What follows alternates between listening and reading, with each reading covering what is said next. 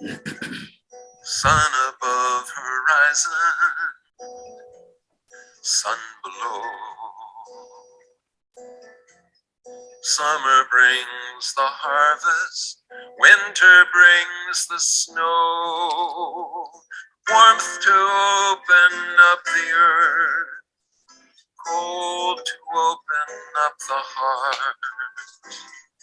Far above the earth's equator, where wondrous new things start, the ever-changing seasons and the growth they compel. A latitude where strong winds carry ships across the ocean swells. New civilizations will rise where others fell. On the 40th parallel,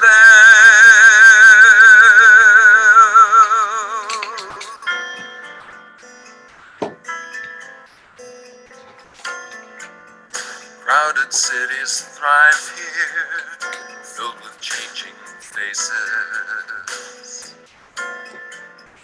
building roads that lead to unfamiliar places.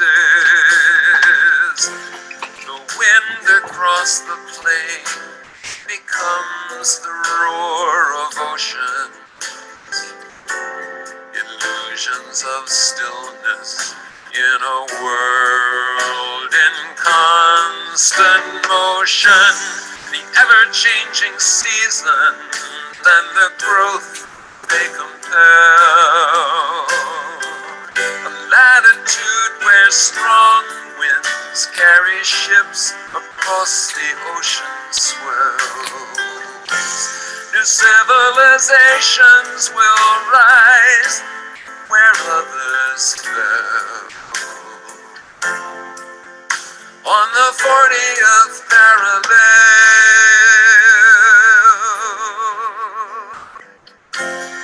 how did we come to be here in this green and fertile place, on this quiet planet in the vastness of space?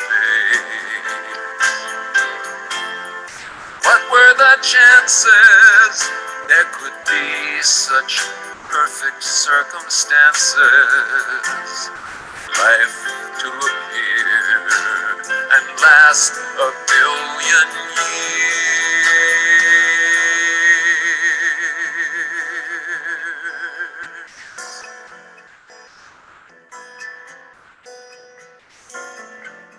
The past recedes from view, the future's calling. The voices of the ages rising and falling.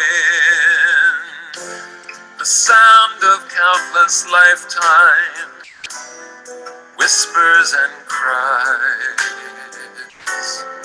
endlessly evolving underneath the wind-swept skies, the ever-changing seasons and the growth they compel.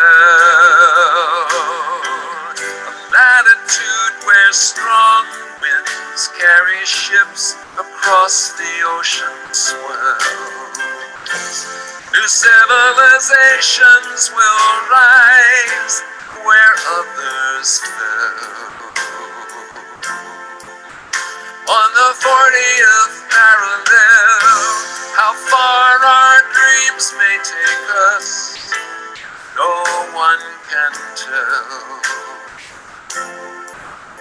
On the 40th parallel,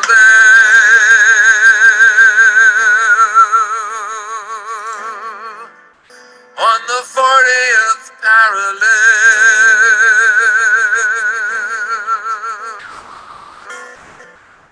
on the 40th parallel.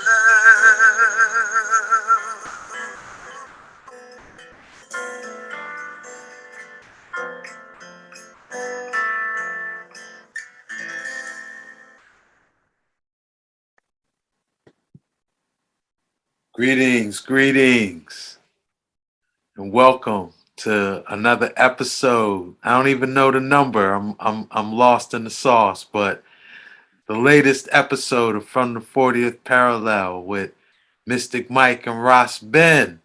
How you doing, Mighty Mike? You good?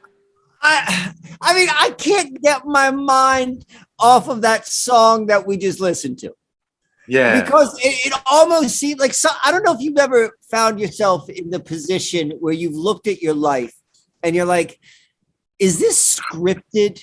Is this written by, like, what is the hand that wrote this story? It's so perfect. And when I hear that song and I see the picture of the guy who sings, I'm like, who wrote this? Because it's too perfect. It tickled my day. Thank you for starting this that way, Roz. It's great to see your face. Oh, you as well.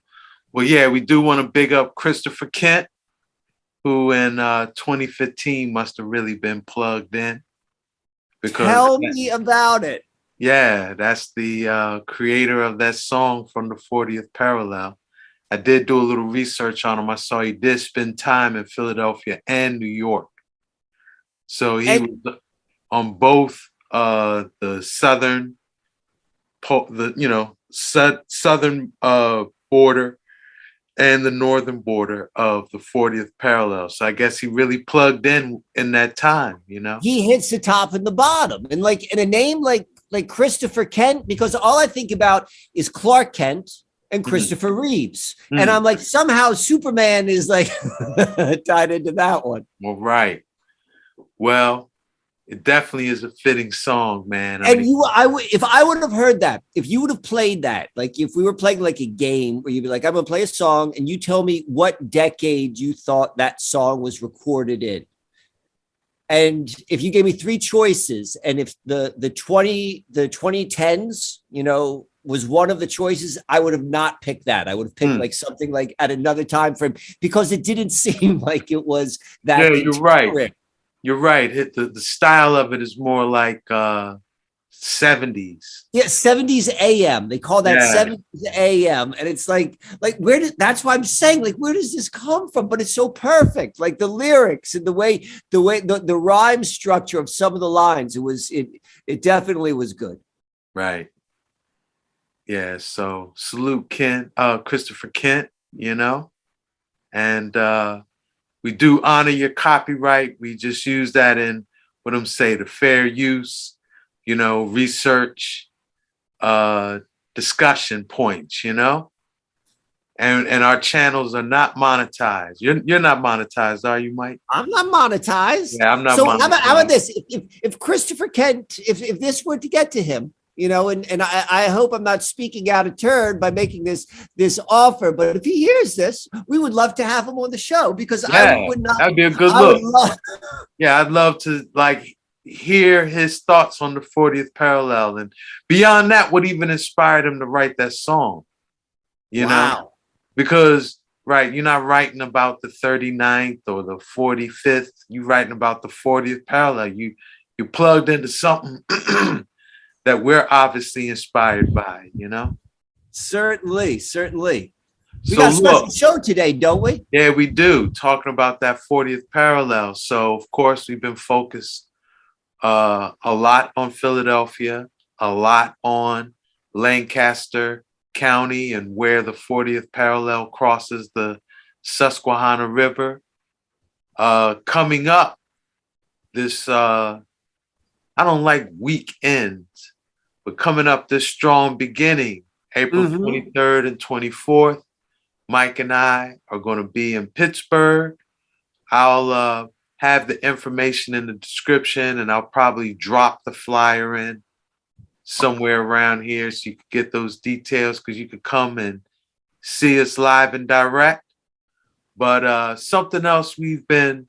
Can I speak on the Pittsburgh thing for one moment? Please. All right. So I'm giving a presentation. You're giving a presentation, but the majority of the weekend is being run by other people, and I think I have the least amount in this, and I'm coming in. I kind of wait to the last minute to do a lot of my homework. So I'm doing my homework right now. I'm putting together the presentation, but I've been thinking about it for a month, and so the way this presentation is coming together and it's going so deep, like seeing exactly from my eyes of like what Pittsburgh is. Cause I had an idea. I was like, I knew Pittsburgh was something, but now what I'm seeing just from my research, I cannot wait to put my feet on on the ground and actually hear the stories and understand like all of the other parts which are outside of what I'm going to be presenting. And I guess what I'm saying is like, as a fan, as a curious human being, I cannot wait to hear this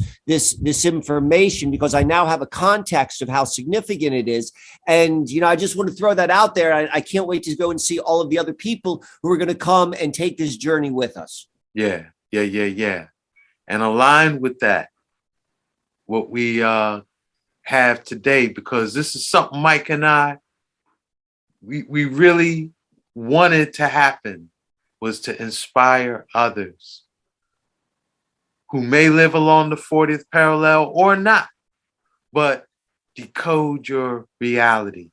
Pay attention to your reality. Look at the archetype symbols, architecture that creates your reality.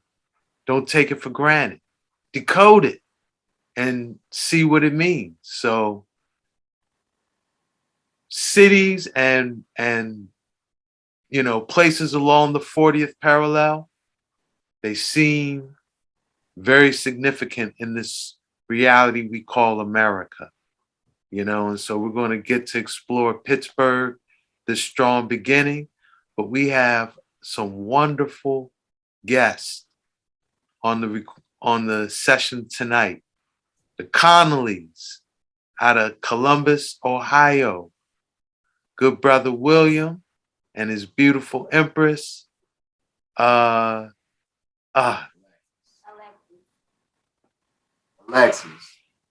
What is it? Alexis. Alexis. Thank you, sister. Excuse me. Yes, I. And hey, these are some inspired viewers of from the 40th parallel or Viewers, part of our collective. I don't know. We got to come up with a name. They're not viewers, they're not participants. Participants, right. Yes. There we go. Yeah. Inspired participants who have done some, what I would say is some great research on another town on the 40th, Columbus, Ohio. Now, last year we did have Hood Mystic on, and he gave us a drop on Columbus and the different mounds peppered throughout Ohio. And I see tonight is kind of a building on that. And I'm excited to hear the fullness of what these inspired participants got to share. And I'm really thankful too, because I feel like y'all are setting an example of what we want to see other ones do, which is decode their reality, reach out to us, and make the time to share, you know? So thank you. Thank you for coming and sharing on the 40th parallel. No problem. Thanks for having us. Yes, I. So, Mike, did you have anything else you wanted to say, or otherwise, man? I just want to say welcome. All right. Well, look, we're going to turn. I think you have share screen capability. I'm going to mute my mic and turn it over to the Connollys. Yes, I. Thank you. And the one thing I'll say too is speak up.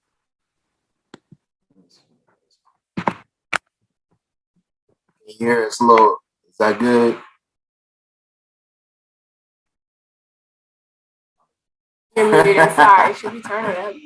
Yeah, that sounds good. That sounds good. Okay. Hey, Mike, I just want to say, bro, I watched a lot of your videos. You got to give us the laugh because that's when I know you're about to go in. That's like the ritual. Right? If you watch Mike, you know the laugh.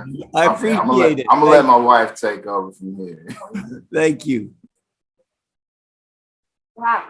Okay, so hello. Today, we titled this presentation, The 40th Parallel Tales from the Loop. And that's kind of a play on words. There was is a series on Amazon Prime called Tales from the Loop.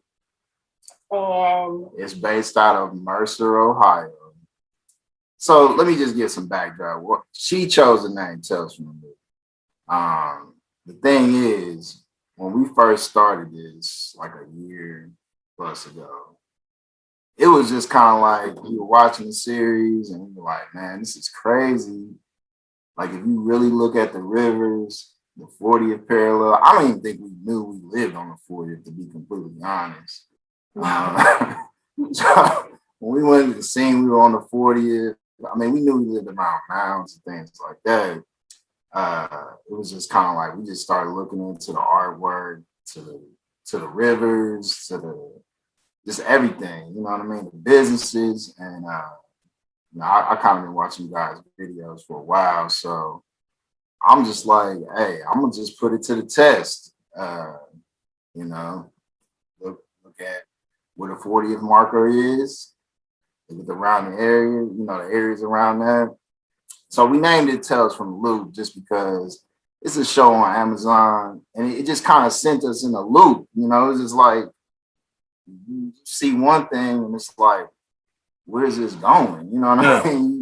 You think it's nothing, but it's like, wow, like this is just sending you down a rabbit hole. You know, it's just like it just kept happening, and then I mean, you know, life. This is not really what we do, so we definitely wanted to send the video off, but when the presentation off to you guys, so you could kind of see what we were working on. All right. But we named it that after the Amazon show, just because it's based out of Ohio, and the guy named it after what's the thing, CERN, you know. But he had books, but he named it after that. And then they, for whatever reason, Amazon shot the video, the series on the 40th parallel, and it's a town called Mercer, Ohio. So we were just like, okay, this 40th really makes sense. You know what I mean? Like I don't know why they would choose Mercer to have this show where it's kind of like, you know, alternate realities and just a whole bunch of different timelines and time travel. But it was just like, you know, we chose that because that's what we felt like. You see the alignment. Let me ask you, how far is Mercer from Columbus? You know what? I couldn't even tell you. I've never heard of it before that show. I would say it's, you know, within an hour or something like that. Okay. And it's just one of those things. I had literally never heard of it, but you know, when I looked it up, and anytime a show I see on TV is in Ohio, I just kind of being here, it just perks up my, you know, spidey sense, whatever you want to call it. Absolutely. And, you know, so I paid attention to it, you know. And then Mike had did a show where he talked about, I want to say time travel, and it was like the main characters' names are Cole. I believe that's what it was. I can't remember. So the main character in that was Cole as well. So we just named it that. So, you know. Yeah, it's just a little play on words, but it does remind you very much of the series and and you know, just a fun little title. But this side. This is based on the 40th parallel in Columbus, Ohio.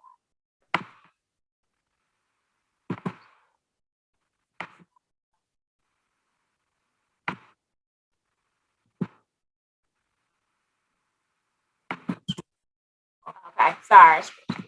Oop, there we go. And we just wanted to recognize you guys. You are the inspiration for this for us. You know what I mean? We wouldn't have even started going down this path had we not started watching some of your videos and being inspired. So we just wanted to, you know, give recognition to you guys as well. Give thanks. Thank you. So anyone that's probably watching this probably knows about the 40th, but we did decide just to give a little basic information for if we have any new viewers, and just basically showing the 40th parallel north is a circle of latitude that is 40 degrees north of the Earth's equatorial plane. It crosses Europe, the Mediterranean Sea, Asia, the Pacific Ocean, North America, and the Atlantic Ocean. The 40th parallel, well, the parallel north passes through the cities of Philadelphia, Pennsylvania, and Columbus, Ohio, as well as the northern suburbs of Indianapolis, Indiana, and Boulder, Colorado, and southern suburbs of Pittsburgh, Pennsylvania. So 40th parallel in Columbus, Ohio. Our 40th parallel, it passes through the main campus of The Ohio State University. Specifically, it cuts directly across the oval green space between University Hall and the William Oxley Thomas Memorial Library. Now, let me say this real quick. So, mind you, we had no clue where the 40th marker was. We found this out after the fact. So, a lot of this stuff you're seeing is just kind of like you're saying, Roz, do your research, kind of decode your city, whatever you want to call it. I just looked it up, and I just, this is when I found out, because here in this city, OSU, like, it really doesn't get too much bigger than that. You know what I mean? Like, that's what we're pretty much known for. OSU, like y'all are, Columbus is a college town. Yes. Exactly. That's the like you would you say, Mike, the ball consciousness. I can't like in Ohio, and thinking that, I mean, every state university system is a symbolic energy of all sorts of things within that state. And then within the different state university systems, there's some states where they're particularly strong, like, of like the California state or the Pennsylvania state. But Ohio, what I've always thought was very interesting is when we think about Ohio's energy as a state relative to the rest of the country, and the to me at least, what I think resonates as the Ohio State University, like there's a little bit of a disparage. It's not out of alignment. Ohio State University is such a powerful energy signature. I feel it's even bigger than the state itself. And so the fact that you're showing us that this is that the 40th parallel goes through this green right here. And I'm dying to ask you, I want to ask you this. What is the orientation of this picture? Where is the east-west line? Which one of those sidewalks corresponds with exactly the 40th parallel? Because it's got to be one of them. Right. Well, what we will say, I don't know if you can see my cursor. Yes. This is the William Oxley Thomas Memorial Library. So the 40th parallel marker is over. No, this is Neal Avenue right there. So it's more over in this area. But it's right there. It's steps away from this library. Yeah, and we was trying to figure out what is this pattern? We really tried to. But man, be good at what y'all do. The tree of life. Right. Yeah, you really gotta be good at what y'all do. So yeah, we're novice, so we haven't got there yet. But we do know this library is a good marker. And then you just go right around this area and it's over there. We got a picture. So we'll show more. So this is the 40th parallel marker on OSU's campus, right on the oval green space. Wow. So what we were just looking at. Right. And I'm telling you, hold up, go back real quick. What are those markers around it? What does that say? It says those aren't even there anymore. So I don't know. This those is like temporary. A picture we found online. That was like so just hard like warning signs, like Yeah. Don't buck up on the marker. Yeah, it's like survey control monument nearby. So they will come out, I guess, if you're getting too close or jumping on it or whatever. I'm not sure. Wow. So this is the top of the stone, just showing you the latitude, longitude lines, elevation above sea level. And what longitude is Columbus? Looks like 83 degrees. Yeah. What is it? 83 degrees. 83, okay. So this is a little bit of history I'm going to go into before the campus started. Okay. Oh, let me. Okay. So, hey, we got to be ourselves. So listen, my wife, when she found this, I was like, damn, Roz, Mike, they know what they're talking about, bro. And I'm going to let her talk about it, but you know, anybody that watched this and they might want to do their own city, like, is that if you got the book, what's your book? Free Your Mound? Yes, exactly, bro. Before y'all, I had that before y'all did this. And I remember just reading that at work one day, like, man, these people, they really take these mounds and they harness that, you know what I mean? So I'm gonna let her go ahead. I just want to throw that in there. Okay. So William Billy Neal was a businessman that arrived in Columbus in 1818. Just a few years after Columbus was first formed. I think it might have been 1813. Don't quote me on that, but I think that's when we were like founded and formed or whatever. In 1827, William Neal purchased 300 acres north of Columbus, later known as the Neal Plantation. This land would ultimately become the site of the Ohio State University. So William Neal had a farmhouse, which was located on what is now called the OSU Oval Green Space. So hold on.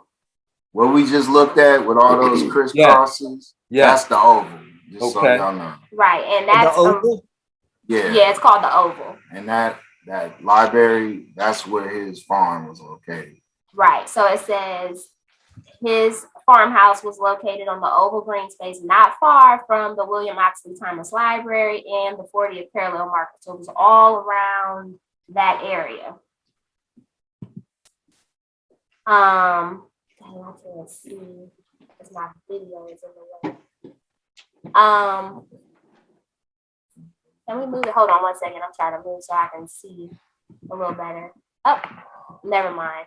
I got it generally. Okay, so to get to his farm, Neal built a road from downtown, which started at a riverbank on the Scioto River and led to the entrance of his farmland and house. Hold on. So I just want to show y'all, when y'all be talking about the rivers and all that, here's the 40th, the oval right here. You see the marker? Here's the rivers. This is what she's talking about. They were coming in. So as far as the researchers I'm concerned, you know, it's right there. Right. So basically down here is where the Scioto River bank was.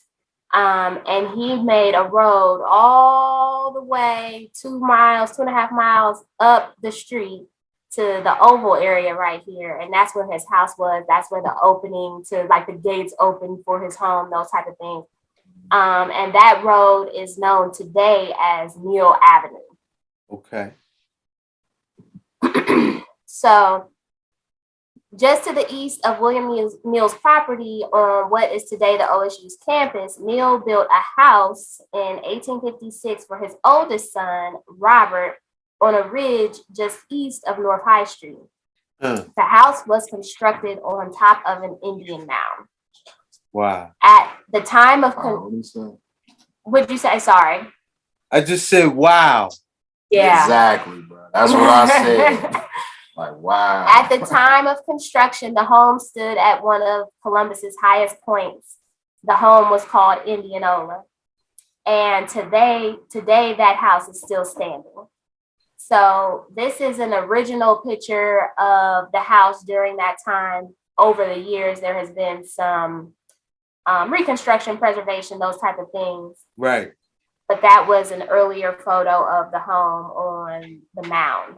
Do you have an updated picture just for I comparison? do. Hey. Here we go. That's the same? Yeah. So they've done several renovations to this home. But it says, so this one, just to kind of give you an update on the house and the area, the Freedom Train that ran through campus in the mid 1800s, and there are 5 markers of the campus showing the route. So the Underground Railroad had several stops in the OSU campus area. It's not just OSU, but they did have several stops at OSU. But there obviously were other ones along the Olentangy River that went, into other suburbs like Worthington and places like that. But this is one of the markers on OSU's campus. And the last stop of the Freedom Train on OSU's campus was the home of Robert Neal, which is now the home of Kappa Sigma fraternity today. And so this is what the house looks like today, currently being used by a fraternity. So just a little info on that and kind of how things started. This is where it kind of, this is where it kind of started. Well, we were like, hold up, the whole. Can I? Okay. Yeah, you can feel free. So I just want to add in. So I look real quick at Kappa Sigma OSU, and did you go down this path? Am I going to say something you're about to share with us? Probably not, because we're going a different route. But so we I just wanted to say that's this tidbit. So this house, which you're showing us, which is built, which was the Neal's son's house on top of the known mound. Kappa Sig, if you go and you look at their history, it says very clearly the Kappa Sig OSU branch, not Kappa Sig in general, but Kappa Sig at OSU. This building, it was founded, the chapter was founded on March 22nd. So 322, like that important date. And that is the same date which OSU itself was established on March 22nd. Like that is the first statement which they say. So particularly if you find like 322 and Skull and Bones and all of that stuff of significant, well then, all right, so I'll step back into proceed. I just get excited.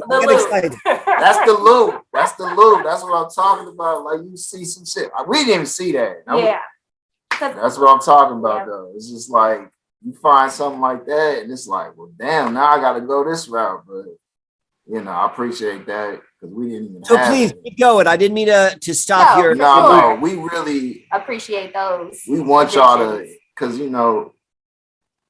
we wouldn't consider ourselves like expert researchers, but just as people who are interested in this type of stuff. Well, really whether you consider yourself an excellent researcher, you did some excellent research. So just hold firm on that, because man, this is great.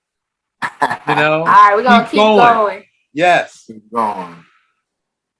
So, just to familiarize people with their land grants, but we call them a land grab, Mm-hmm. So Ohio State University is a beneficiary of the 1862 Morrill Land Grant Act, meant to establish colleges that would bring science, technology, agriculture, and the arts to American people. The act gave the property to the state governments taken from Native American tribes, typically by brute force or lopsided treaties. So just, information on that. That's how. And I know y'all talked about that on one of those. Absolutely.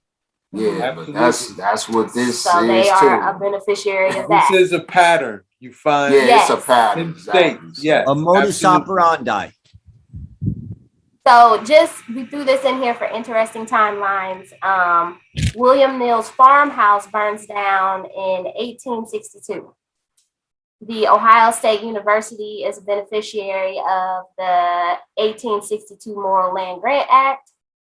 William donated the land to the state in 1870, shortly before his death. And OSU broke ground on the campus in 1870. And then OSU opened its doors in 1873. So just giving you a general idea of how things transpire with people that were, and William wasn't the only person that had land that was donated to Ohio State, but he did have a large portion that yeah, it's huge. It's like its own city. Like when you say that, Mike, about, I don't know, I guess you would call it the brand or whatever. I mean, it's like its own city within the city. Like it's hard to really explain. I've talked to people that never been here, and they're like, I had no clue, because some people not really into college sports or whatever the but when you get here, you like really get to see, like, okay, if you come here and you wear Penn State, it's gonna be a problem. You come here and you work. I mean, it's just the way it is. It's that ball. You talked about exactly. Yeah, man. It's caught like here. You know what I mean? Wow. Like it's really caught like. And I've been like in Arizona and places, in Wisconsin, and it's crazy how that stuff just travels with you. And all you got to do, like, people that I heard you say this, Mike, where people don't really, they might not even speak to you, but they see that symbolism or whatever, and it's just like, hey, what's up, OH? That's what we got, OHIO. You know what I mean? So I just want to throw that in there, because that's real. That ball consciousness stuff, like, that's a real thing, man. Well, I mean, if you think about this, so normally if you go to any like population center, there's like a city, like or a town or what have you, there are competing forces within that town for everyone's attention, whether it's like, hey, I'm a Phillies fan, I'm an Eagles fan, I'm a this fan. But when you are in a place where there is not many choices, there aren't a lot of teams to root for, and then the one team to root for is really, really big. Like if you think about the influence of OSU in the city of Columbus, and like of course you're going to go, and it's this high concentration coupled with the fact that I find this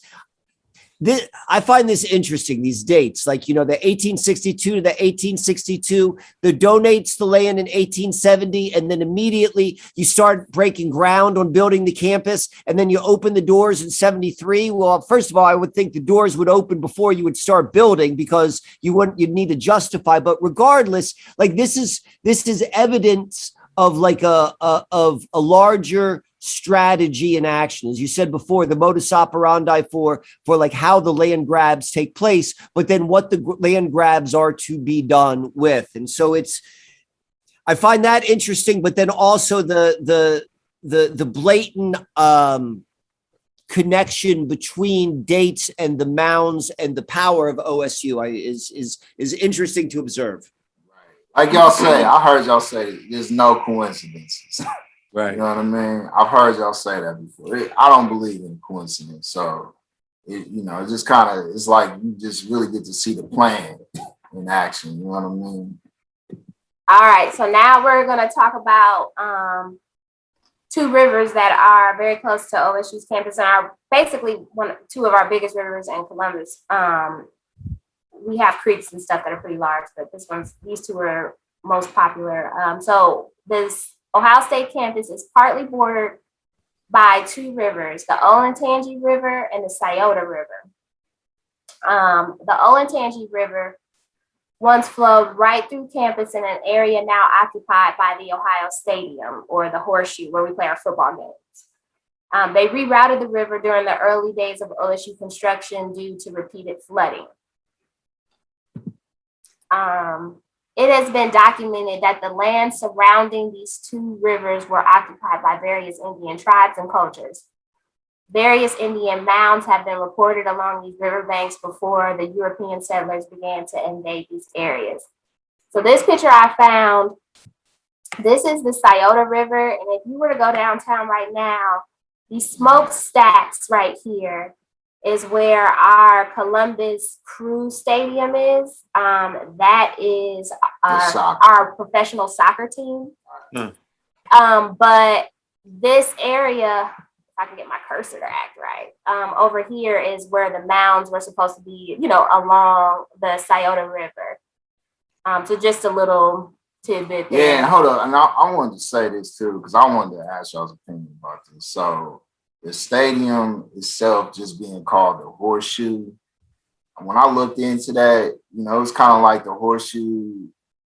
I guess it was like a deal with the devil or something like that to give you good luck. And that's why it was so popular back in the day. So I don't know if y'all got anything to say on that, but I did want to ask you guys, you know, what's your thoughts were on that? Because that's the nickname of the OSU Stadium. Well, that guy, that guy, Jared Booster, he has a YouTube channel. We talked about this this pattern he observed looking at the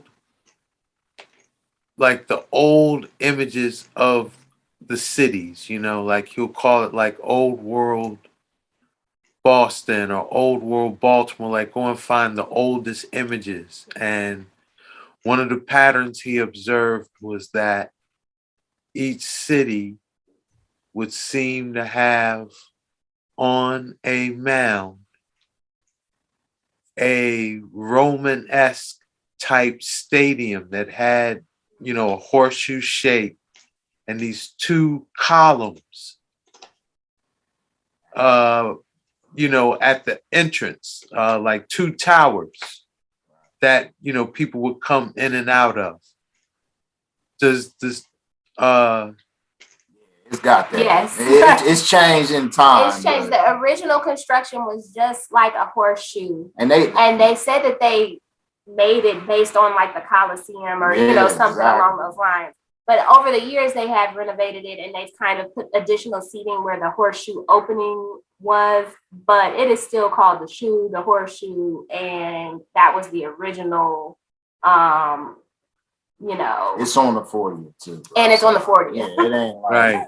On top of that. And the river used to flow right there, but they built dams and dikes to push it back and keep it from flooding. So and that's a water manipulation like that is associated with Baal as Hercules. One of the feats of Hercules was to, one of his challenges was he had to clean up a stable of horse crap, right?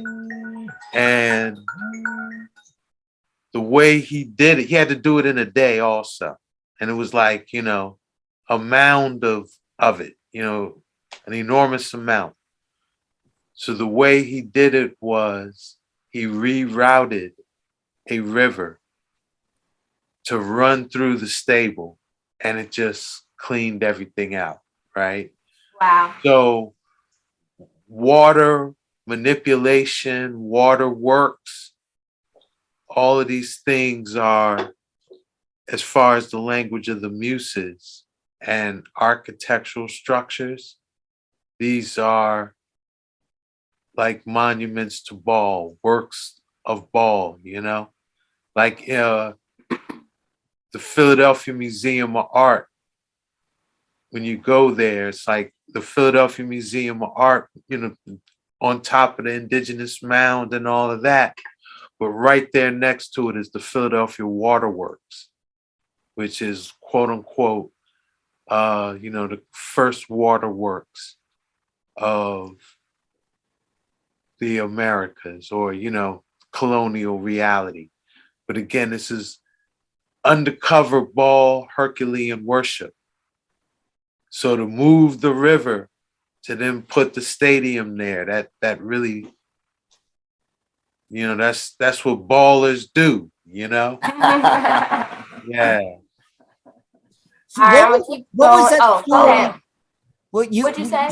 You said that there was, William, you said that there was a story about a deal with the devil. Did I hear that correctly? So when I was looking up what the meaning of horseshoe, like I'm wondering why would you call it the horseshoe? It's, I know it's not just because of horse and buggy. So I'm just like, the story was basically the guy, and I don't quote me, but basically the guy made horseshoes was always considered good luck, I guess. And people used to hang them over there like doors or something like that. Mm-hmm. Right. And what it was he made a deal with the devil because I guess the devil had hooves, and whoever the blacksmith or whoever that put the horseshoes on. Now this is from Google, so take that. That's what I found, but I didn't put that in there. That's why I kind of want to know what you guys Just maybe curious. I hadn't thought. heard that before, but that's Yeah. That's interesting.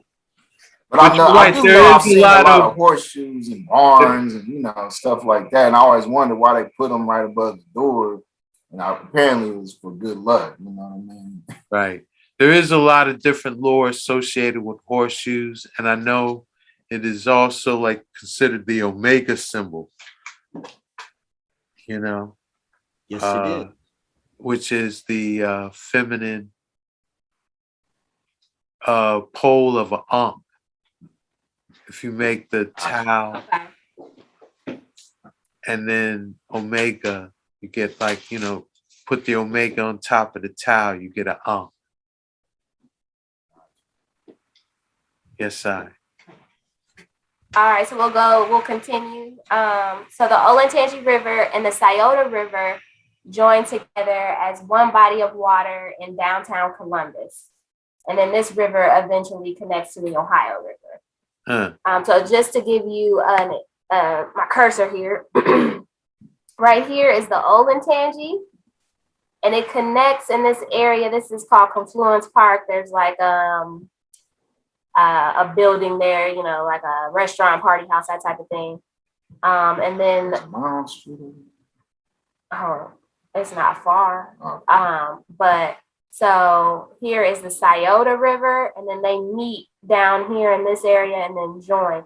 Another important caveat, just to tie it all together, if you see this little area right here that says North Bank Park, yes, this is exactly where William Mills started his driveway. Remember earlier we said he started it at the banks of a river on the Scioto. That is where it started, and then went all the way up to O'Neill Avenue. So it wasn't just a random point; it was at the confluence. Yeah. Right, it was at this junction where the two rivers meet and join in one. So just a little extra. Just wanted to share that with the rivers because we know that a lot of early settlers and things like that built their, mounds and their communities and all of those things along these rivers. And so there's just been a lot of documentation. And that picture that I showed you before, this is right around that area. So these smokestacks and this little area, like if you could imagine where they're showing this little mound, this tree area, would kind of be where Confluence Park is, just to kind of give you an idea of the importance of the area to early settlers. All right. So now we're going to go back to the parallel markers on OSU's campus. So on the side of the stone, it talks, the marker mentions two members of the first faculty who originally set the stone. I don't know if you can see what all the stone says, but the two members that originally said it, they mentioned them significantly. Mentioned them on the stone, which is R.W. McFarland and T.C. Mendenhall. So, this is kind of where me personally, it took another level with the research y'all put out there as far as just looking into this stuff. And we got some slides on this. So we looked into it. So I'm gonna let her talk, but then I found you're better presented than me. Okay. Well, just who is R.W. McFarland? When you start looking into him, like, hey, who is this? And we just did a brief family history, but he's of Scottish descent. Ancestors moved from Scotland to Ireland in 1600s. Next, they relocated to Pennsylvania, then Virginia, and finally landed in Ohio in the early 1800s. R.W. McFarland was born in Ohio. R.W. McFarland was referred to as a self-taught, and formally taught critical scholar. McFarland was a professor of mathematics and astronomy, and he was also a writer of noteworthy ability. Huh. So this is where it kind of blew my mind because I'm thinking like, all right, they're not just gonna have anybody set this stone and become the initial, staff of this huge organization. You Right. know. So when I looked in that he did the whole astronomy thing, and I know this is what y'all good at, you know what I'm saying? So he went back and you could read this. I'm gonna let her read this, but he basically just tracked the stars for thousands of years, you know what I mean? And I'm just like, damn, I can't Wow. believe, you know what I mean? It just blew my mind because I'm telling you, it's not like they make this a known thing. It's just like this little stone there. You have no clue, it's even there. You gotta go where's Waldo, hunt to even find the thing. So I'm gonna let her read this and then we'll go to the next. So his most laborious work was, like William mentioned, was his computation of the eccentricity of the Earth's orbit and the longitude of its perihelion, two very important elements of the Earth's annual path around the sun. Wow. So he gave several hours a day and weeks for several years calculating this and just studying it. And so Hold on, I'm gonna bring this up because our thing is kind of blocking me. So what I found was like he did some stuff with NASA where they took his work, and he did some other works, but it was just like it wasn't a lot online, but it was crazy how they had him kind of track that stuff. And I believe he was a surveyor. Like I feel like He definitely was. Yeah, Because exactly. You know what I mean? You're saying, and this is the man who is responsible for placing that marker. yes. Right, it's two of them. It's two of them. God. He's Yeah. one. But so it just basically says that he wrote, several historical and scientific and semi-scientific articles about this stuff, and additional items as well, like just essays for special occasions, about. If I could interject, I bet you what they call semi-scientific, I bet you that's some real mystic stuff right there. Yeah, that's what it is. That's what it is.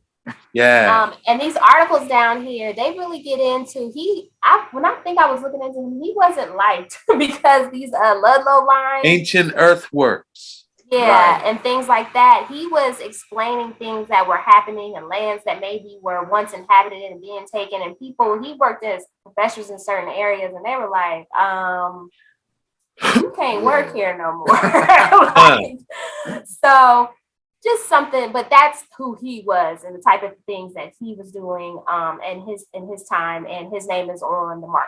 Yeah, we tried. Wow. I'll be honest, I didn't know if y'all could find some additional stuff, but it was kind of like, we tried to bring up some stuff. This let's plan to build on this and maybe come back again in a couple of months, Yeah. Right. Yeah, so don't feel no way. Okay. So now I just want to say these are screenshots I took from it was like some Harvard website. I can't remember off the top of my head, but basically this is stuff he had wrote, and I just screenshot it. It was about him, so you could read this. Okay. And he was calculating cycles of 4.5 billion years or something. Yes. Dang. 4 million years for some of his work. He's doing climate and cosmology. He's doing a lot of interesting stuff. Well, it says 485 epochs, so I don't know how much that adds. And that is interesting that he felt like something he was inspired to do was put that stone in the earth there. That is very significant. Yes. That's how I feel too. All right, so the other person that was mentioned on the stone is T.C. Mendenhall. And this is just from Wikipedia, just showing some of the stuff, what he's known for, but, gravity, physics, author profiling, which when I looked that up, is just trying to what do you call it? Identify almost like demographics, like you're trying to say what your gender is, or what different titles are for like based off the works you write. Right. So meteorology, things like that. So that's kind of what his works or fields were in. Nah, look, so you go to what was his connection to Japan? Yeah, so this is, if you go to his Wikipedia, Mike, you can just see this is, we just pulled this from his Wikipedia. So he basically got some, what is the award? Order of the Sacred Treasure, Japan. He got the Franklin Medal, elected a member of American, what is that? I can barely see. Which one? Right. The reason I ask is there seems to be a missing piece of information. Because particularly when I was listing like his influences, and we see all these awards, but I don't quite understand what he has done to be deserving of such. Well, it So says he was the superintendent. He was the superintendent of the Geodetic Survey Society. Right. That's what I think it was for. Right. So he probably really cracked certain codes that let them complete the geodetic survey of the continent. That's what I'm getting at. He was also an advocate for adopting the metric system here in the United States. No, the order is what he made the order, which made them use the metric system we use today. Interesting. I personally think, and this is kind of where y'all can jump in. This gravimeter, if you see down here, and then in the gravimeter, and basically it's just like gives accurate relative measurements of the gravitational field of the Earth. To me, I'm like, you got an astronomer, and then you got a guy who's tracking the energy of the Earth. I mean, that's just what I took from it. I don't know if that's how you guys would feel, but right. When I seen that, I'm like, well, you got these two guys on the stone, and one is tracking the ley lines, in my opinion, and one is tracking the stars. You know what I mean? So wow. That's just so these two minds came together to put that marker there. Yes. Or it was put together. I don't know. And are there any other names mentioned, or is just these two? Just those two. Wow. That is amazing. Is the stone they laid the same stone you showed us, which had the plaque on the top? Or is that a different stone? I don't know. But we got more to get into. But okay. Sure, yeah. I don't know. It could be a different stone. One thing I do know is that that's not the original location. So, and we got something to say about that too. But it was moved over the years, and then that is where it has been now, because they felt it was more accurately placed in this spot. So maybe the stone at that time, the look of the stone may have changed when they moved the stone. Yeah, I don't know. I mean, you know how Google is. It's hard to find this stuff, man. All right, so we're gonna go back 40th parallel marker. So let's just show. So this is Thompson. This is Thompson Library. So that stone. This is Neil. This is Neil. Yeah. You see my mouse guy? Yeah. Right here. So this is Neil. This is where the farm was. This library, right? We're about to get into this stuff. The stone is kind of like just right over here somewhere. Like if we did like a Google Maps or zoomed in, it's just like sitting right here. But I believe it was like over here, really, originally, before they moved. Then there's some stuff right under here under these trees where I know we had maybe seen some pictures in the first time. I don't think we included them. No, there's That's interesting thing. Yeah, but it's like some stuff right here where you like, bro, what is this? You would never know unless you go down here and really see it, And I was like, at this point, I need somebody to help me to figure it out. I don't know what this means, but Yeah, so we're just saying that this marker is just steps away from this library. So the William Oxley Thomas Library is the main library at the Ohio State University's Columbus campus. It's the university's largest library, and it houses its main stacks, special collections, and rare books and manuscripts. So I'm just gonna jump in right here. So this is what when I never knew about this library. I mean, if you've been down and you've seen it. But what threw me off is I was talking to somebody one time. There's like a vault in this library behind like 4 doors. I think we might have mentioned that. But they had spells, like all types of old Bibles that people donate to this. I mean, we'll go into that, but it was just like, well, damn, this is the real 40th where the vault is. You know what I mean? That's what you know what I mean? Like, if you got, because I was on Twitter one day and the thing came up, you know how the feeds come up, and it was like, hey, we got a book of spells from, hundreds of years ago. And I'm just like, okay, so this is where the magic is right there. But I told myself I would never go there until somebody that could help me understand it was with me. You know what I mean? Because I'm like, I don't want to be like Indiana Jones and looking at the wrong flask. Right. You know what I mean? Like, no, you need to look at this cup over here. Yeah, so this is the inside of Thompson's library, and inside this library is where the rare books and manuscript library is located. And that special area is what William was just talking about, which is behind what's in a vault, behind 4 locked doors and a security keypad. Wow. So you can't just walk up in there. I mean, you can go, but you can go to the main part of the library. But there's gonna have to be some appointments or something, or you just can't go anytime to this particular place. So, they preserve and provide access to literary and historical published works. They have, medieval and Renaissance manuscripts, contemporary novels, zines, those type of things. So just a lot of different books, materials, recordings, things like that. Then here are some pictures of just some examples of some of the stuff that they have. So this over here is like a Bible from France, these 2 pictures. This is the outside. This is what the inside would look like.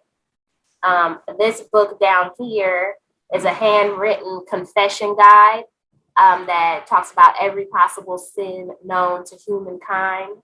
Wow. And then we What? have it. Right. Exactly. That's what we like. They said like priests used it to familiarize themselves or something, and during that time of what people were doing, I don't know. Yeah. But and then obviously you got H.P. Lovecraft's 3 Tales of Horror. So these are just the type of random artifacts or books that are in this library. The vault. In the vault. Yeah. Not far from the 40th. I mean, to me, that's where the 40 is. I think that's where they put that there purposely. That's just my personal opinion. I don't know. Right. You're saying, like, you think that where these vaults are is like where the 40th actually is. Yeah, that's what I think. The marker was shifted to just be in the area. Wow. Well, you can also you could download that app that tells you your latitude and longitude and walk around the campus and see what you get. All right. So our next interesting information. So part of the loop in this 40th parallel is when you're researching, you run into different people. Yeah. So this is why we threw this in here, right? I'm sure both of you guys know about this, right? Admiral Byrd, yes. So that what I started feeling like both of them, it was just like, I don't know if this is just where you come to make up bullshit to get the people to fall in line. I don't know. You know what I mean? Like, I don't really know, but he's part of this too. So it was just like another part of the loop. So I'm gonna let her talk. I just want to throw that. Well, he's an American naval officer and explorer, and Byrd claims that his expeditions have been the first to reach both North Pole and the South Pole by air. Byrd led many expeditions, including Operation Deep Freeze. And Operation Deep Freeze is when the United States collaborated with other countries, and they wanted to visit the least explored area on Earth, which was the South Pole, and wanted to give knowledge on Antarctica. So I just threw their little logo in there because that's interesting. So I'm gonna throw like what happened was when I was looking into that library, his wife donated all his like what are those, journals. Well, some of them to that one, and then some to this one as well. Right. So she basically, when he passed, she donated like interviews they had for that Operation Deep Freeze, personal journals he had wrote, and then now I don't know how y'all feel about climate change. I know that's maybe not y'all's focus, but just the fact that he has like a climate research center, and we put the coordinates down there too, just so you can see. It's like right on campus, so it's just like another thing. You like, what's going on, bro? Like, yeah. That's significant. Yeah, you know what I mean. So his research center is at the Ohio State University. It was established in 1960 as an Institute for Polar Studies, and this is the oldest research center at the Ohio State University. Wow. Put the coordinates on there because it's on the board. And then like William said, that some of his works are in that Thompson Library and some are in this research center as well. So if anybody want to look this up, you can just go on. It's just like OSU library.edu. You could play recordings, interviews of people that went down there during this time. I mean, it's like hundreds of pictures. So this is nothing you can't go see. You know what I mean? Yeah, and this was just talking about that basically, that, you know, his works were donated to these areas. Now, I did want to ask y'all, because is he, let me ask you, is he native to Ohio? I don't think so. I don't think so. Wow. I think he may have. What's the link? I have the same question. I don't know. He may be, and that may be something I need to, follow up on, or we can follow up I'm on. looking right now. And it might just be that it's the 40th parallel, and I don't know. It was just one of those things where we ran into, and we was just like, where in the world would this? Why would this be here? You know what I mean? Right. Like, what was you send this here for? Nobody talks about anything like that. It's not like it's a known thing. You know what I mean? So.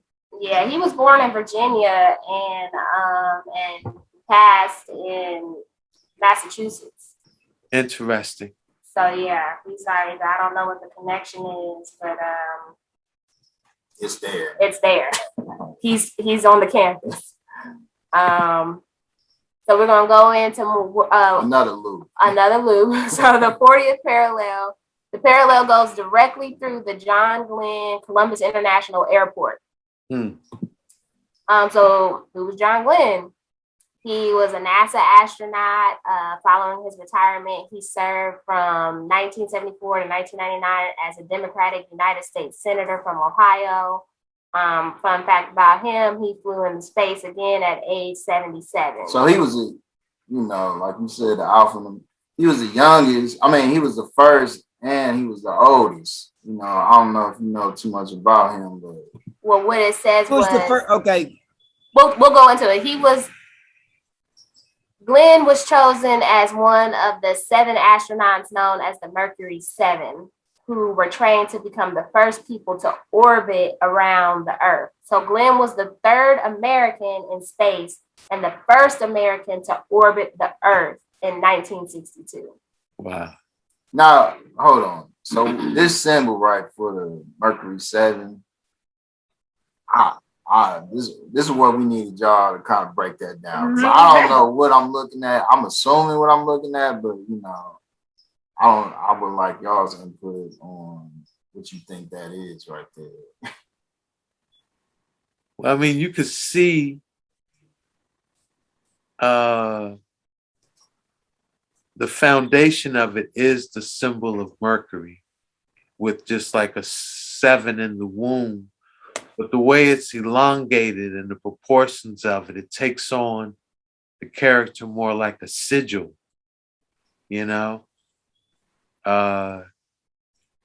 What's your thoughts, Mike? I agree with you. Like you can see very clearly the traditional mercurial symbol with the 7 in it, but how it's stretched, it feels very different. It's at the very least, the intentionalism behind it is evident. What exactly the intention is, I'm not certain, but the way the 7 fits in there so perfectly, and the 7 classical heavenly bodies, and there's the Admiral Byrd and now John Glenn are both tied into this in Columbus and all that. Like the symbols are great. Like Columbus, we don't think of as a big city with a big reef, but John Glenn is. Why is this John Glenn? Admiral Byrd is. Why is he right there? Like you're really bringing up some fascinating observations, and then this symbol tied in with it. And let me add this too. So right by that Thompson Library and where the OSU Stadium kind of meet, it's called John Glenn Avenue, right? Like, you know. Yeah.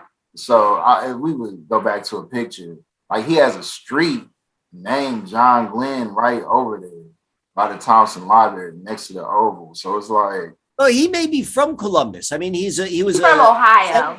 From Ohio. He's definitely from Ohio, but still, like the Glenn and the Bird, like that's right. There's some archetypically, symbolically, they're very strong.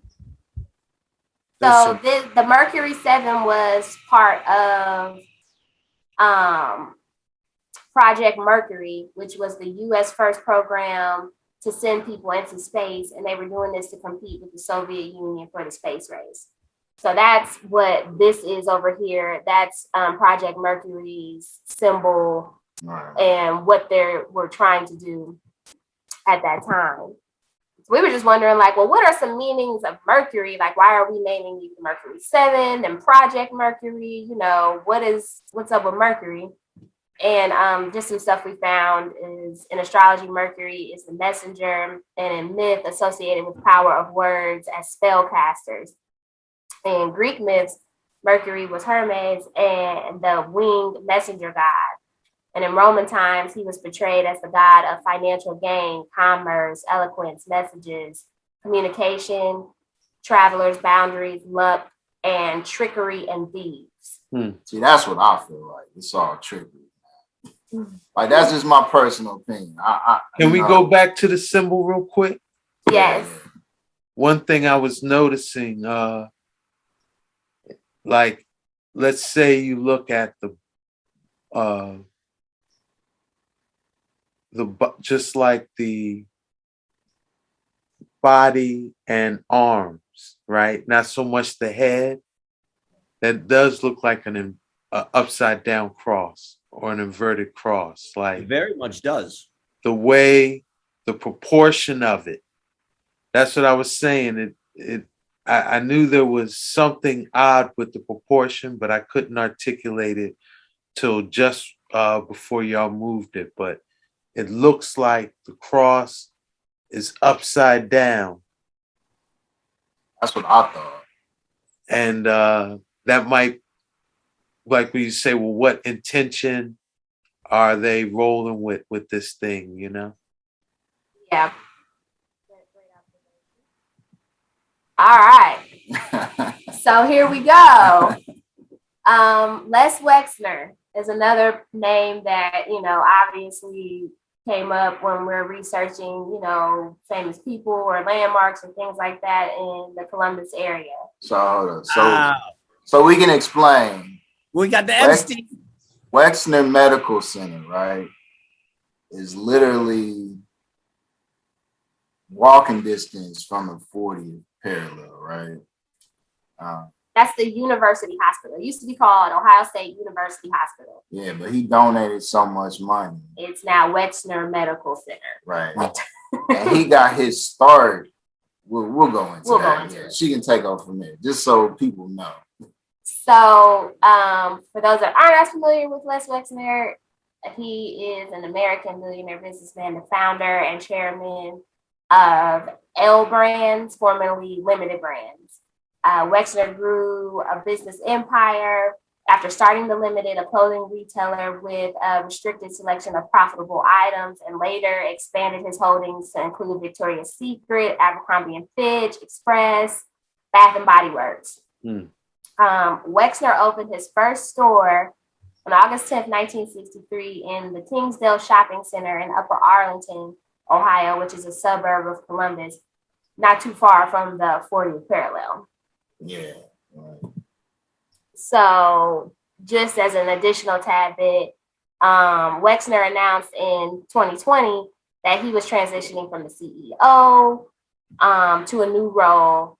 This obviously was happening because Wexner had a very close relationship with Jeffrey Epstein that began in the 1980s and continued until Epstein's death. So I don't know if she put this in there, but when I was looking it up, like, Wexner was Epstein's only client that I know, like, I guess on paper or whatever. So he was his financial advisor. And I don't know if you guys seen the, you know, I'm sure you guys know about this, you know what I mean? I would assume that. But the stuff he had where they had the house out, you know, his house and the Netflix documentary and all that stuff. But the thing is, his first business, when he started all this, was like right there off the 40th, close to OSU. Like, I mean, this is all like right there. You know, if we had a map, we could bring it up. I don't know. Well, I'll show you this at least. We made this thing. So Kingsdale Shopping Center is where he started his first Limited Brands. You look at the coordinates of where this is located in Upper Arlington, which is not very far from OSU's campus at all. On the 40th. Right. Then right on the oval, so the green space that we showed you earlier. So Thompson's Library is at one end. On the other end, we have the Wexner Center for Arts, and it is on the 40th. It is an art center named after Les Wexner. And then the Ohio State University Medical Center, or Wexner Medical Center, not quite on the 40th, but close enough. Yeah. It's, you know, on the 39th. It's walking distance from the parallel. But very close to where the 40th parallel marker is. It's right on the cusp. Right. Right. Like, you could probably see it in this picture, to be honest. Like, it's probably like right. That Thompson Library is probably like right here. Yeah. But so we just threw that in there because he's another very influential, powerful person, a businessman. That name is extremely recognizable, and he was born in Ohio, and it seemed like he had a vested interest in the 40th. Yeah, in the areas around the campus. Interesting. So lastly, we're not going to go into very much detail with these things, but interesting people, groups, and landmarks we found along the way of just looking into stuff with the 40th parallel marker. So we'll start with John Herrick, and basically what he did, he designed the oval and other campus areas. And he also made detailed blueprints of buildings and maps and areas and also documented like when they were purchased, who they were purchased by, for several years, of multiple buildings, basically all the buildings from a farmhouse to, you know, the mathematic building, you know, or whatever building they're using stuff for, you know. So I just thought that was interesting, like the amount of time that you would be putting into that, and also the fact that he was instrumental in designing the campus, designing the oval. Something's there. And one thing we didn't add in this that I wanted to add, but you know, it's just like I couldn't figure out. So he has a street that crosses over the river, and what is it? The Olentangy or the side? It's the Olentangy.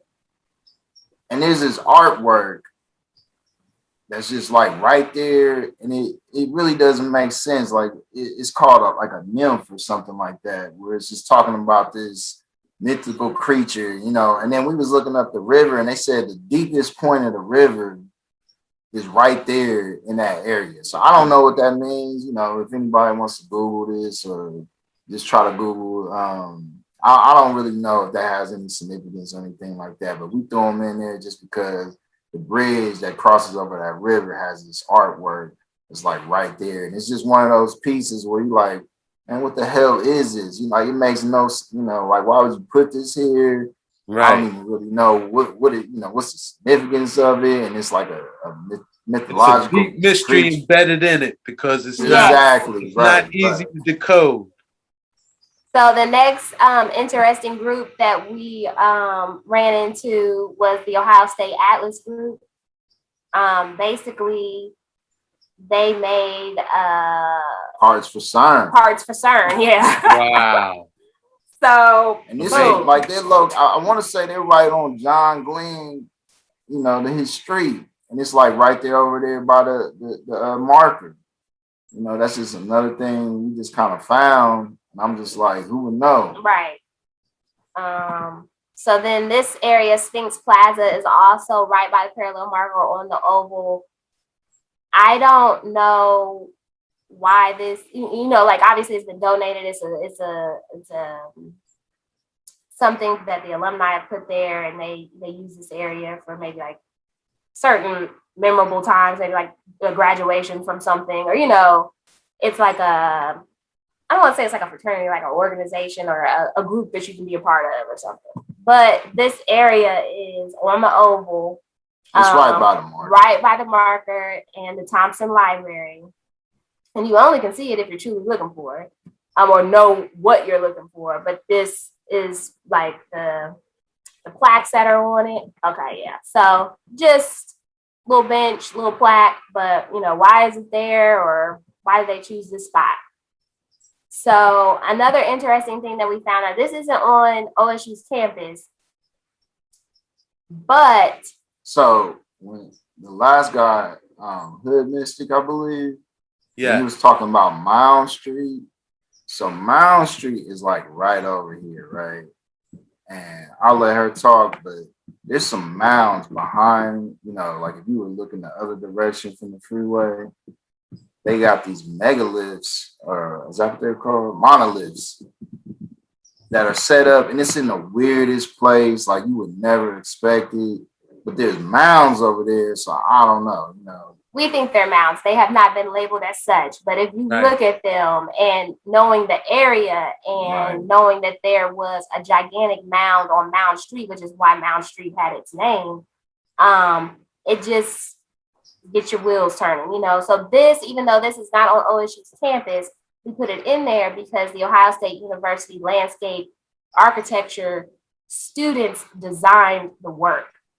And for some reason, they wanted to put this at this site, and so it is affiliated with Ohio State. And then the last thing that we just found that was interesting, this is not on OSU's campus. It's in Newark, which is maybe like, I don't know, 40 minutes out away. Serpent Moon? No, not Serpent Moon. But this is the Newark Earthworks.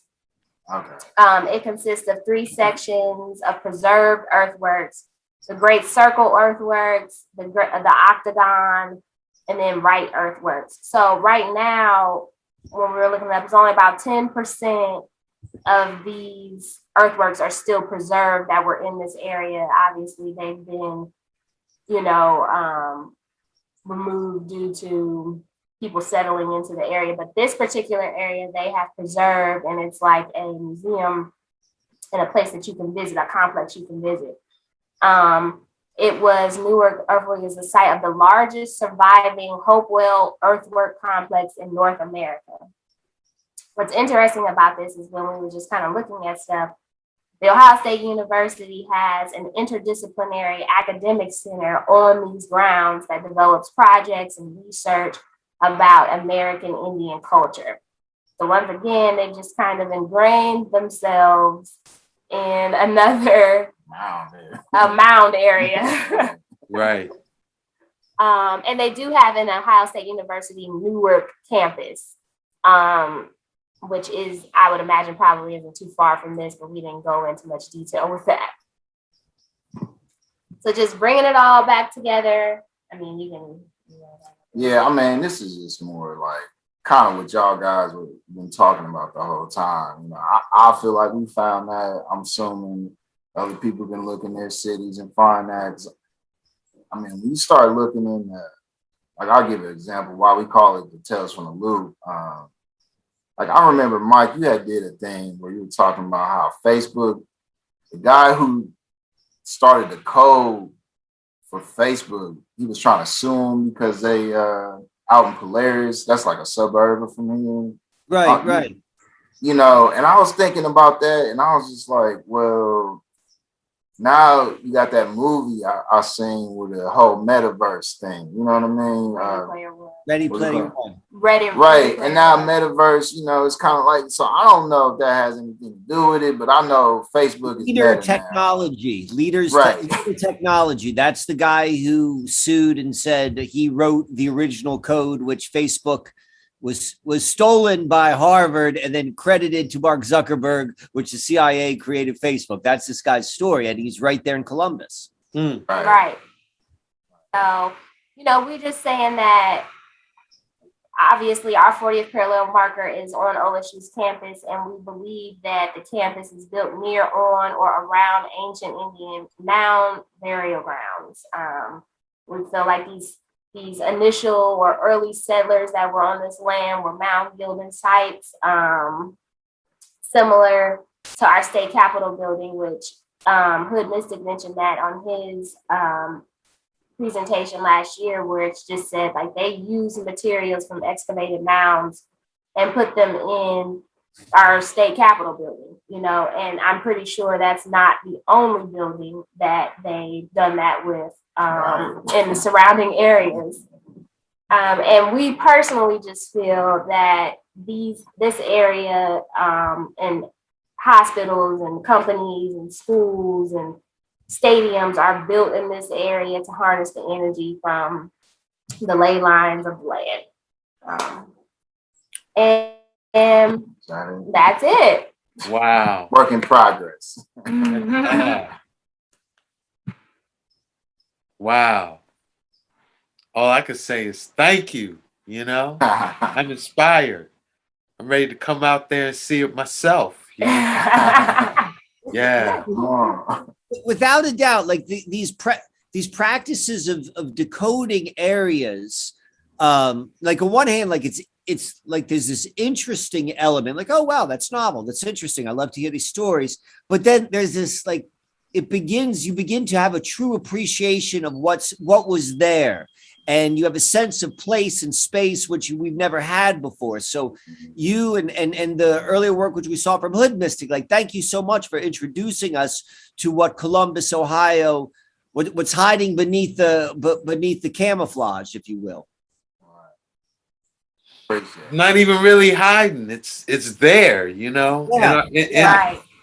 You know, so thank you for paying attention. Thank you for paying attention and spending your time. Right. It's been a journey. So let me ask you this. Has your feeling or appreciation or, you know, has that changed with your relationship with the land of which we're calling Columbus, like during this process for you? So I'll say this, and I've told my husband this before, but where we live, I've grown up around this area, which is, you know, just a couple of miles away from OSU's campus. And I always felt drawn to the area, you know, like there's just some sort of, and I don't know if that's just because I grew up here, you know, but it's just like like a feeling sometimes. I don't know how to describe it. A vibe thing. Yes. And so when looking into the surrounding areas, it makes me feel like the area is super important. And maybe that's why I am feeling those vibes, you know? Right. So let me say this. The one video, I forget the name of it. I seen you were kind of walking through a park, Mike, and you were talking about the Matrix. You know what I mean? Yeah, I know which one you talk about. Yeah, so that one, if nobody's seen that, check that out. That hit me pretty hard. And when I was just when y'all started breaking that stuff down, I just felt like I'm looking at the Matrix everywhere I go. You know what I mean? It's just like, it's so fake. You know, like, here's the reality, here's what they want you to be caught up in, and then here's like the truth just in the corner somewhere. You know what I mean? So it's like, I don't know how to really explain it, but you know, it's right in your face. It's hidden in plain sight almost. You know, it's just like, here is what we want you to focus on and be, you know, kind of look at that. But then reality, this is kind of what we're focused on. And it's hard to unsee it after that point. You know what I mean? Hard to unsee. And so, you know, like you said in that video, you kind of got to know how to dance in and out of that. You know what I mean? Right. Alexis, you're seeing the zeros and ones now. You're seeing the programming in the backdrop. Right. Exactly.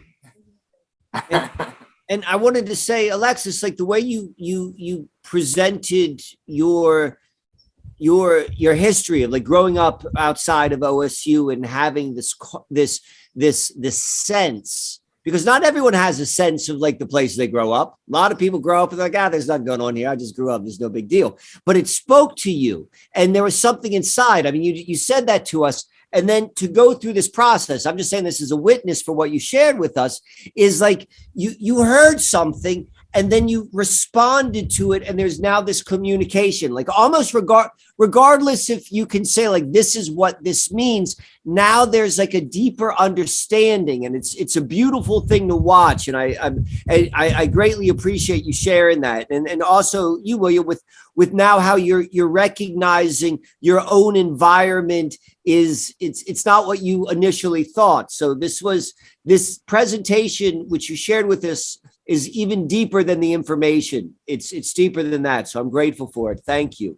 Yeah, I'm very grateful as well. You know, really appreciate y'all, the time and the energy you put into actually preparing it and then making the time to come and share it live and direct, as opposed to just sending it to us and, you know, saying, hey, y'all can, you know, work with this information, actually come live and direct. We really appreciate that. Thanks for giving us the opportunity. Yes, y'all have any closing words? Hey, I just want to say, anybody who watch y'all, support y'all. I know they probably affected your life or helped you change your life. So don't not support it. Matter of fact, even this was just over here. And Mike, I was gonna do a session with you, bro, but you didn't.